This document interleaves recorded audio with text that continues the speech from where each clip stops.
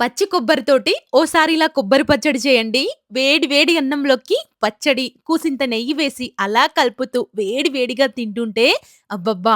ఎంత బావుంటుందో తప్పకుండా ట్రై చేయండి. మరి పచ్చడి కోసం అప్పటికప్పుడు కొట్టిన ఫ్రెష్‌గా ఉన్న కొబ్బరికాయని తీసుకొని చిన్న ముక్కలుగా కట్ చేసుకొని పెట్టుకోండి. ఇప్పుడు కడాయిలోకి ఆయిల్ వేసుకొని పొట్టు మినపప్పు, లైట్‌గా మెంతులు, జీలకర్ర, మీ స్పైసీకి సరిపడా పచ్చిమిర్చిని కట్ చేసుకొని వేసుకొని 4, 5 వెల్లుల్లి రెబ్బలు, కొద్దిగా చింతపండు వేసుకొని బాగా ఫ్రై చేసుకోండి. పచ్చిమిర్చి ఫ్రై అయిన తర్వాత ఇందులోకి కొద్దిగా ఎక్కువగా కొత్తిమీరను వేసుకోండి. నేనిక్కడ ధనియాలు వేయట్లేదు. ధనియాల ప్లేస్‌లోనే కొత్తిమీరని ఎక్కువగా వేసుకున్నాను.